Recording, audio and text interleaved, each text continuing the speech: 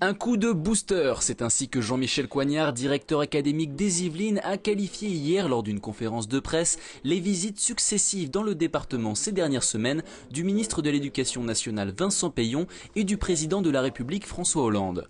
Le directeur académique se dit plutôt satisfait de cette rentrée, même s'il n'oublie pas l'incident d'Acher, la séquestration d'une inspectrice dans une école maternelle par des parents qui souhaitaient l'ouverture d'une nouvelle classe. Ce que j'en tire pour les responsabilités à prendre à la rentrée, c'est que si ça ne relève pas d'une ouverture de classe comme on en fait en janvier-février, en revanche, effectivement, j'envoie un enseignant supplémentaire à charge pour l'école d'organiser son activité et les prises en charge pédagogiques des élèves avec cet enseignant de plus. Pas d'ouverture de classe officielle pour l'école maternelle Vola d'Acher. Dans le reste du département, 4 classes ont fermé, comme à l'école élémentaire Claude Monet d'Elancourt.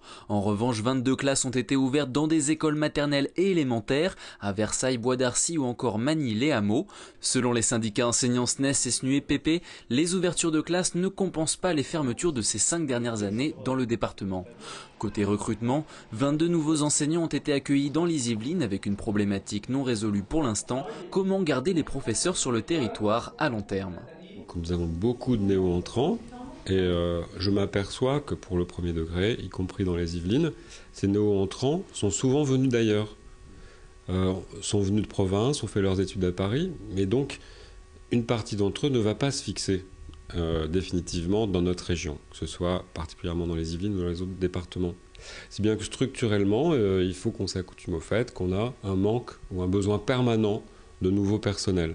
La solution réside peut-être dans le développement de nouveaux masters enseignement dans les facs du territoire de l'Académie de Versailles.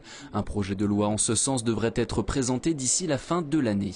Enfin, changement notable, fini l'inspection académique au Chesnay. Les 200 employés du site déménageront à la Toussaint dans de nouveaux locaux avenue du Centre à Guyancourt. Ils seront sur le même site qu'une partie des services du rectorat.